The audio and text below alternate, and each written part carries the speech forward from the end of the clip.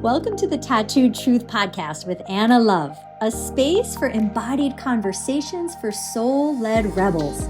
I'm your host, Anna Love, intuitive empowerment coach, subconscious healing guide, and no stranger to burning it all down to rise in truth. Here, we dive deep into identity, healing, personal power, and what it really takes to lead a soul-aligned life. You'll hear unfiltered insights, real stories, and live coaching sessions with bold callers ready to break free and embody their next level. This is your invitation to reclaim your voice, rewire your patterns, and rise fully expressed. Let's get into it.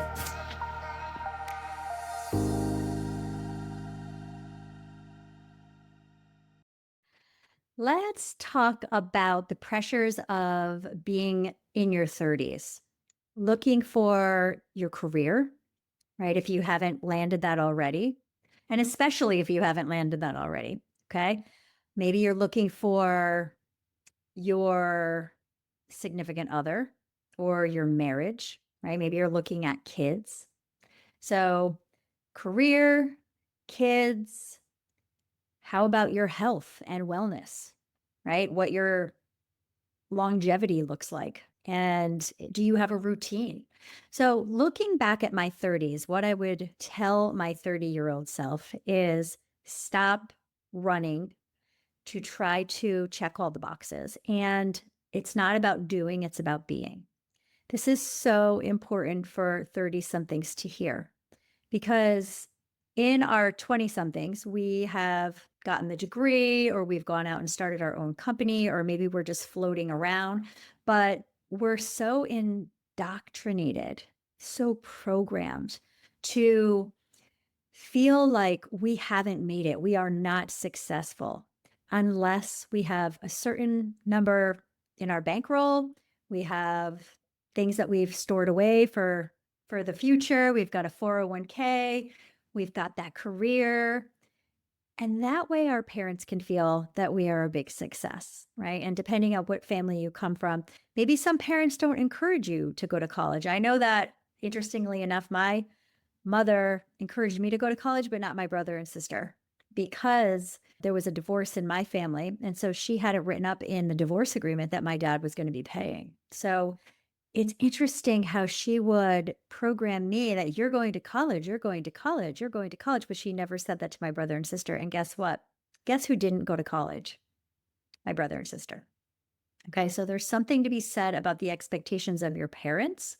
And I had an expectation to go to college. And I remember not wanting to go to college. I remember not feeling grounded and that floating feeling in my late teens to early 20s when I was in college, or, right before I was signing up for college. Like, I didn't want anything to do with it, but there was an expectation by my father that I will go. And there was also a rule, I don't know how, if it was said directly or indirectly to me, that if I didn't go then the money would go away, that the support would go away. So there I go, off to college, picking a major. And then when I get to my 30s, I am not feeling grounded, right? I'm doing the thing of which I said I wanted to do, but there's a lot of other things that I have to do to make ends meet. But God forbid I choose a career that wasn't what it was slated for, that wasn't what I said it was supposed to, what I wanted when I was 19 years old, right? I would then be a failure, letting people down, wasting money, losing, not having focus, all that kind of stuff. So looking at how are we programmed to make something of ourselves by the time that we are in our early 30s. And oh, by the way, if you're a woman and you're looking for children, your eggs are going to start drying up right around the age of 28. So there are all these expectations, and they instill worry into us about who we are. So instead of, if we could just get the message that, like, look, there's no pressure. This life is yours. This life is yours and yours alone. Okay. You are not living for anyone else. And once you get to that point, that liberation of being able to say that this life is mine, and then you actually start telling other people, like, no, I'm an adult. Like, I'm actually an adult. Stop telling me what I need to do. If I veer off and I want to do something that brings me pleasure, then that's my joy to receive, right? That's how I'm going to be living and spending my time. So number one, getting clear on what is it that you really want? How does it feel to be? To be is the operative, you know, phrase here. You want to be as opposed to doing. And a lot of us are just doing because we're supposed to do something. Okay. So we might as well put a pretty, title on it and make us look even better. But it's not about the doing, it's about the being. So when we are doing the thing, okay, that we've signed up for, how are we being? Are we being our most grounded self? Is this for our highest self? Is this something that we want to continue to feel and be every single day? And if not, then taking a good long look at, well, let's explore something else. Okay. So getting out from under that trap of the should haves, this is what I was supposed to be, and looking at what resonates with you. And look, if you are lucky enough to have, which I say that in a funny way because there's no such thing as luck, we create our own. But if you are lucky enough to have figured out and cracked the code on honoring what's good for your highest earlier than your 30s, then this entire episode isn't for you, to be quite frank. But really looking at what is that picture perfect life. And we were taught, it needs to be having a house, having a family, thinking about kids, having dinner parties, having a full wardrobe, having robust, social network, having a workout routine. But what is legitimately things that you want to claim as yours, right? Those are society's stipulations and structures. But what do you want? The danger in following life's path that other people have, dictated for you or set out for you is that it becomes emotionally exhaustive. Okay. When we are the hamster on the hamster wheel, when we are going to work. And I remember having to do this, like being a teacher was very rewarding, but it was also the hamster wheel. Okay. And it put me in a position where I couldn't wait to get to the weekend. And I'm pretty sure that the energy, just go outside on a Saturday. The energy on a Saturday is way different than energy on a Monday or energy on a Tuesday or a Wednesday, right? It starts to shift around Thursday, around Friday. And people do all these things like hump day or, social hour on Thursday. And then there's, thank God it's Friday. But there is truly a different vibe in the air, in the world, because people have gotten to the weekend and they are feeling like they can finally let loose and be free and be themselves. And then they button it all up again for Monday. Okay. And is that truly conducive to happiness and joy and productivity and emotional regulation? No, I'd say no. So looking at your lifestyle, giving it an audit. I do audits. That's what I do.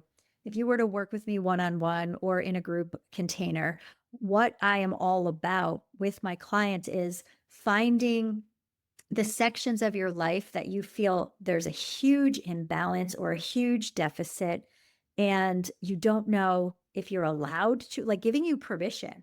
Like, hey, yeah, you can be at a 8, 9, or level 10 of happiness, right? A scale of 0 to 10. You can be towards the top on all of the levels, on all of the sections in your life, whether it's finances or relationship or health or any of the other, career, your purpose, right? Your spirituality. You get to actually create a life where it feels like you have designed it. Okay. What would it be like to have a life in every single area where you are spending your life and your moments being exactly involved with the people who bring you joy and in the activities that bring you purpose? And you can actually get a salary doing this as well, right? So the other thing is, and I touched on this a little bit in the beginning when I said that we're programmed, but letting go of the need to prove ourselves. And that, I swear, that is what we're taught as as a very young child. Like, you must prove yourself before the worth comes in. And we have got that backwards. Okay. How many people do you know? You could look around and ask, do you feel worthy? Do you feel enough? Every single client I've ever worked with didn't feel enough, didn't feel worthy. Why? Because we are taught that you have to earn the worthiness. You have to earn the enoughness. You have to prove yourself, climb that ladder, right? Be that person who lives in this type of neighborhood, who has these types of friends, who dines out at these types of places. And I, again, call bullshit on that. It is your relationship with yourself is the most important in the world. So prove to yourself that you are worthy, right? Just because. Like, you're actually worthy just because. Like, you were born worthy. Just a note to you. So when we are, just piggybacking on the emotional exhaustion of what it feels like when we are busy proving that we're, good enough, we also learn to wear masks. And I talk about this in a lot of different episodes where we have these ego masks that we put on, and they're different. We've got a whole wall full or a closet full, right? A suitcase full of different masks that unconsciously we have been wearing since we were very, very young. And why do we do it? Well, it's to protect ourselves from getting hurt. The reason why we have that ego mask in the first place is because something happened, an event happened in the past that created a fragmentation from us. Our self energy got fragmented, right? And we were no longer whole and complete. And then an ego was developed, an ego was created. And people think that ego is bad, but it's not. It's a protective coping mechanism. However, where it does work against us is when we get into our 30s and we're fucking exhausted. Okay. We are burnt out from putting on one mask and then taking it off and putting on a different mask and taking it off and putting on a different mask. And we do this so that we can fit in, so that we can feel good about ourselves, that we can have our self-worth, we can have connection. We are getting, the approval from other people. There's no reason why anyone would put on a mask of inauthenticity unless they felt that what was under that mask wasn't good enough. That is exhausting. That leads to burnout. That leads to what I call a breakdown. Okay. And, there's talk of like midlife crises happening in your 30s and 40s. All that simply is this identity shift and us saying, hey, I don't know who I'm being, and what I'm doing every day isn't in alignment with the person that I can't even find in there. All I know is it isn't working. The person that I have to be with all these masks isn't me. It isn't genuinely me. And so I need to break free. I need to let go of some stuff. I need to quit my job. I need to get out of my marriage. I need to stop, XYZ behaviors. That's a true breakdown. And that, my friend, is where I come in. This is my favorite type of thing to do, is work with people who are looking for answers, looking for the roadmap back to themselves. Okay. So it all rests in the subconscious as well, because that's how it was programmed. So looking at your life, and maybe you're reflecting on how you were in your 30s, or maybe you are in your 30s right now listening to this. Either way, reflect on the people pleasing that you may or may not be doing, but most of the time we are doing the people pleasing because we have been taught to do that, right? Trying to get our self-worth validated, trying to feel good enough finally, trying to fill voids, wear certain clothes, go to certain events, eat certain food, like all the things, be in this country club, be in this society. Meanwhile, how do you feel when you're in it? Do you feel fully aligned? Do you feel enough just by waking up in the day? Do you feel worthy? Okay. So again, noticing, and however old you are, it's never too late to shift. I made a shift at 42. So I went through my entire 30s playing the games of what society wanted me to be, what my parents wanted me to be. So we learn at a young age to hustle, for love, for respect, for attention, for accolades, for value, for worth. And I'm here to tell you it's all wrong. Let it go, right? Who are you when you stop performing? Who is underneath there? Who's the one with the heartbeat? Who's the one with the soul? Go there, discover her.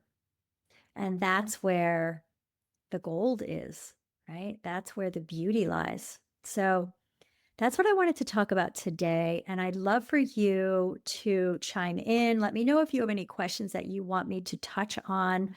And meet me over on Instagram at Heal with Anna Love. And I will see you next time. Thanks for tuning in to the Tattoo Truth Podcast. If this episode lit something up in you, don't keep it to yourself. Share it, leave a review, and make sure you're subscribed so you never miss a truth bomb. If you're craving deeper support, guided healing, or a space to reclaim your voice and power, check the show notes for ways to work with me. Remember, your truth is not too loud, too bold, or too much. It's exactly what this world needs. Keep showing up, stay wild, stay true. I'll see you next time.